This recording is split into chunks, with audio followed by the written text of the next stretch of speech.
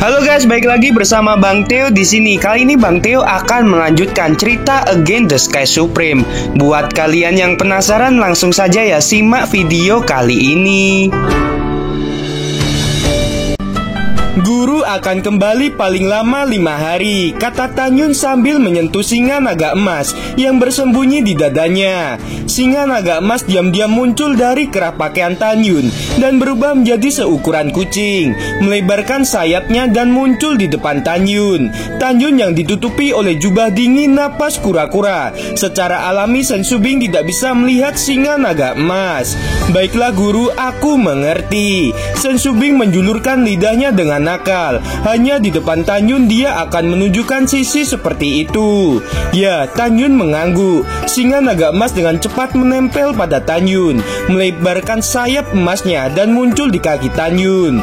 Singa naga emas membawa Tanyun dan menghilang dengan cepat di atas puncak yang dipenuhi dengan salju. Sen Subing menatap punggung Tanyun dengan mata yang rumit, dan senyum indah terlihat pada bibirnya. Bahkan Sen Subing saat ini tidak mendengar panggilan Sen King Feng.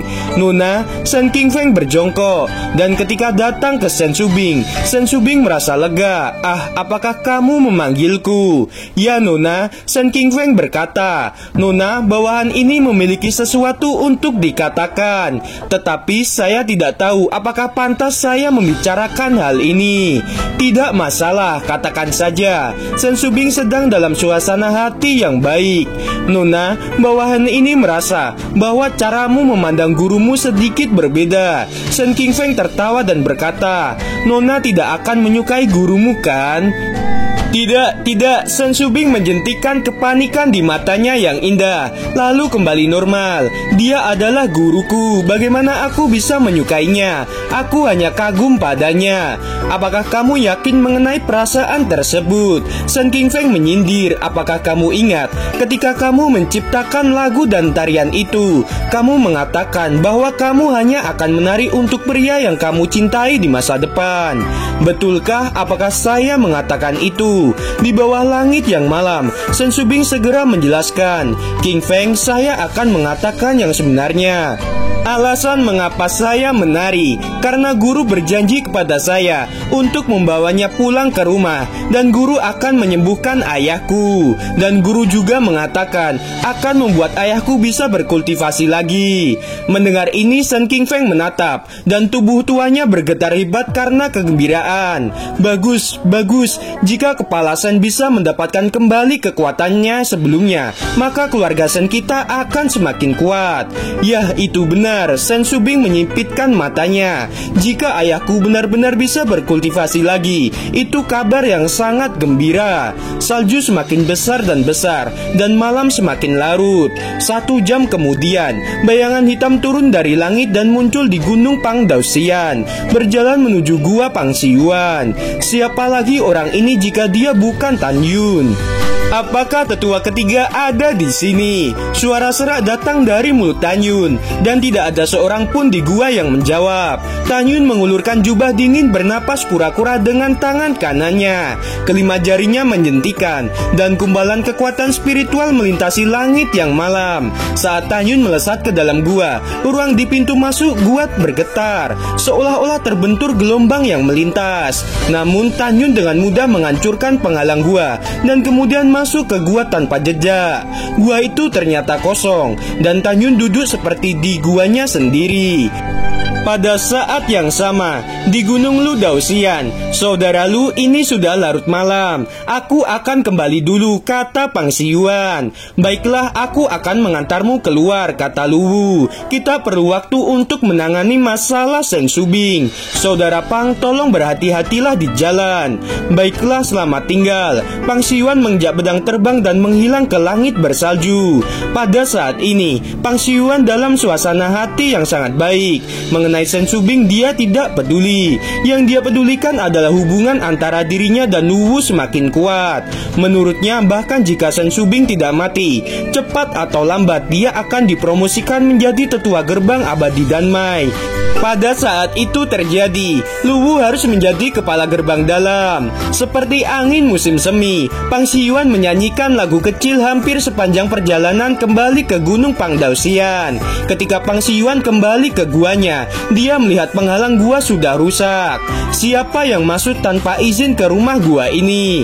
Pang Shiyuan berada di luar rumah gua. Senyumnya tiba-tiba menghilang, menatap rumah gua dengan waspada.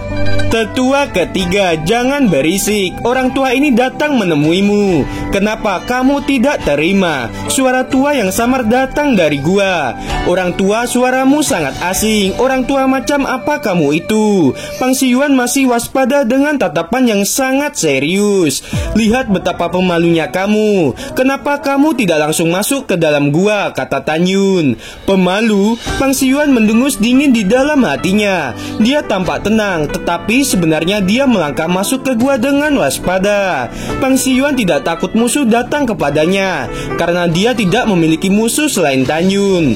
Siapa kamu? Pang Shiyuan mengerutkan kening saat dia melihat orang yang mengenakan jubah dingin napas kura-kura yang duduk di kursi batu gio. Kamu akan tahu nanti. Tan Yun memiliki senyum kejam di wajahnya, dan nadanya tampak datar, duduk dan berbicara dahulu. Pang Shiyuan yang curiga duduk di hadapan Tan Yun dan berkata dengan suara yang dalam, sekarang bolehkah aku melihat wajah aslimu?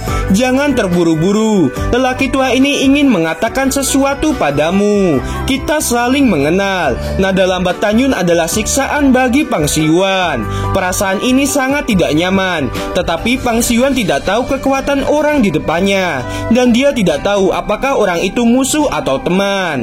Suara serak Tan Yun memenuhi setiap sudut gua. Lebih dari setahun yang lalu, apakah kamu membunuh Tan Yun sendirian atau bersekongkol dengan orang lain? Wajah Pang Shiyuan berubah drastis, seperti kucing menginjak ekornya. Dia melompat dari kursi batu gio, melambaikan tangan kanannya, dan segera menunjukkan penghalang kedap suara. Kamu siapa? Pang Shiyuan meraung, membalik tangan kanannya. Pedang terbang harta karun kelas menengah muncul di tangannya, dan pedang itu menunjuk ke arah Tan Yun. Jangan salahkan aku jika tetua ini akan membunuhmu, karena kamu ingin tahu aku akan memperlihatkan wajah asliku. Ketika Tan Yun tiba-tiba mengangkat jubah dingin napas kura-kura, wajah Tan Yun seperti hantu yang menatap Pang Shiyuan. Kamu, bajingan kecil ini tidak mati. Mata Pang Shiyuan melebar, matanya memerah, dan tatapan ganasnya terungkap. Dasar hewan kecil, jika orang tua ini tidak ceroboh setahun yang lalu, aku tidak akan terluka dan membunuhmu dengan mudah. Kebencian dari lengan yang patah, kebencian kehilangan jari-jari. Hari ini aku akan membuatmu membayarnya 10.000 kali, kata Pang Shiyuan. Penatua ini tidak akan pernah memberimu kesempatan lagi untuk menggunakan jimat itu. Tan Yun duduk di kursi tanpa rasa takut, menatap Pang Shiyuan seperti bermain dengan mangsanya. Aku di sini, apakah kamu tidak tahu? Akulah yang membunuh Pang He dan Sun Abe. Mendengar ini Pang Shiyuan gemetar. Aku akan membunuhmu sekali lagi. Begitu suara itu jatuh, Pang Shiyuan mengayunkan pedangnya. Kecepatan pedang tebasannya sangat cepat, sehingga Tan Yun tidak bisa menghindarinya. Ketika pedang panjang itu hendak mengenai leher Tan Yun, singa naga emas keluar dari jaket Tan Yun. Sayap kanan singa naga emas seperti kilatan emas yang tak terkalahkan, langsung memotong pedang terbang kelas menengah yang mengarah ke Tan Yun. Apa-apaan ini? Pang Shiyuan melihat pedang terbang menjadi dua, dan dia berteriak ngeri. Pang Shiyuan melihat seberkas cahaya keemasan lewat di depan matanya. Pergelangan tangan kanannya memegang pedang yang patah. Ada rasa sakit yang tak terbantahkan. Pang Shiyuan menundukkan kepalanya, tetapi melihat bahwa tangan kanannya yang memegang pedang patah menjauh dari dirinya, dan aliran darah keluar dari pergelangan tangan yang patah. Singa naga emas seukuran burung gereja melambaikan sayapnya, melayang di depan Tan Yun. Matanya memancarkan keganasan, menatap Pang Shiyuan. Tan Yun masih duduk di kursi batu gio tanpa mengedipkan matanya dari awal hingga akhir. Tanyun menatap Pangsi Yuan yang ketakutan. Mata Tanyun masih menunjukkan kekejaman. Pangsi Yuan memandang singa naga emas kecil di depannya, merasakan napas binatang dari periode pertumbuhan tingkat ketiga, dan kemudian memikirkan kecepatan singa naga emas saat mematahkan tangannya. Dia merasa sangat putus asa. Kecepatan itu setidaknya 3 kali lebih cepat dariku. Di bawah 3 kali lebih cepat. Pangsi Yuan tidak punya waktu sama sekali untuk melakukan teknik terkuatnya. Kecepatan singa naga emas sebanding dengan kecepatan kultivator alam pemurnian jiwa tingkat kesempurnaan. Pangsi Yuan berada di alam pemurnian jiwa tingkat ke-6, seperti menghadapi musuh di alam pemurnian jiwa tingkat kesempurnaan. Selain itu, dalam kekerasan sayap, singa naga emas bisa langsung memotong pedang kelas menengahnya. Lihat apakah kamu bisa melarikan diri dari gua dengan kecepatanmu, kata Tanyun. Pangsi Yuan ditatap oleh singa naga emas dan dia gemetar. Lepaskan aku, bagaimanapun juga kamu tidak matikan. Selama kamu memaafkanku, aku akan melakukan apapun yang kamu inginkan. Singa besar patahkan kakinya. Tanyun mendengus dengan dingin. Singa naga emas menghilang dalam sekejap. Terlihat darah keluar dari lutut kanan Pangsi Yuan. Singa itu melayang di depan Tanyun lagi. Pada saat ini kaki Pangsi Yuan yang patah jatuh ke tanah. Kecepatan singa naga emas membuat Pangsi Yuan sangat ketakutan. Dia benar-benar ingin melarikan diri, tapi tidak bisa melarikan diri. Pangsi Yuan tidak memiliki kemampuan untuk menyerang dan melarikan diri sama sekali. Pangsi Yuan berdiri di dalam gua, menatap Tanyun dan memohon, "Tanyun, tolong maafkan aku. Selama kamu memaafkanku, aku akan memberitahu siapa saja yang merencanakan pembunuhanmu." Mata Tanyun dipenuhi dengan cahaya haus darah. Malam ini adalah malam yang panjang. Aku punya waktu untuk bermain denganmu. Karena kamu memohon padaku, maka kamu harus memiliki kesadaran bagaimana cara memohon yang baik. Berlututlah, kata Tanyun. Baik, aku akan berlutut. Pangsi Yuan menekuk kaki kirinya, dan ketika dia hendak berlutut, tubuhnya tiba-tiba terpental keluar. Pada saat yang sama, sebuah perahu roh berharga tingkat tinggi muncul dari cincin alam semesta dan berubah menjadi berukuran 3 kaki. Pangsi Yuan bergegas ke perahu roh dan mengemudikan perahu roh keluar dari gua. Dia berteriak, "Tolong, Tanyun akan membunuhku." Ide Pangsi Yuan sangat sederhana. Dengan kecepatan perahu roh, ketika dia berteriak dan melarikan diri dari gua, teriakan minta tolong sudah cukup terdengar ribuan mil jauhnya. Biarkan semua orang tahu bahwa Tanyun tidak mati. Namun sesuatu yang menakutkan terjadi pada Pangsi Yuan. Saat dia hendak keluar dari gua, tiba-tiba perahu rohnya berhenti. Singa naga emas mengaum dengan amarah, membawa embusan angin dan melonjak ke belakang.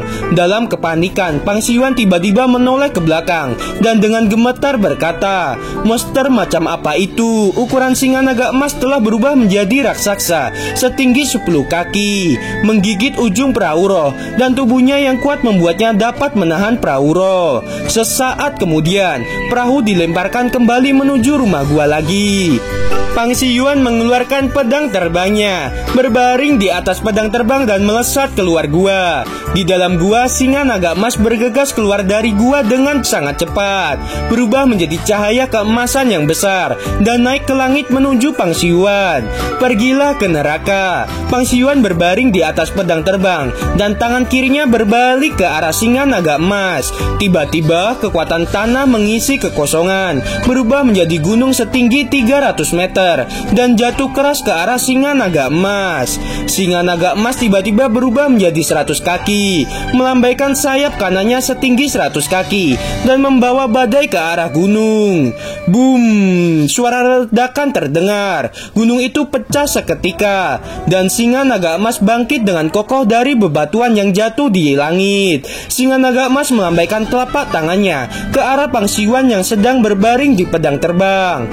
"Tidak!" Pangsi Yuan berteriak dengan putus asa. Meskipun dia lolos dari nasib kepalanya dihancurkan, pada akhirnya tubuh bagian bawahnya dihancurkan oleh cakar singa naga emas.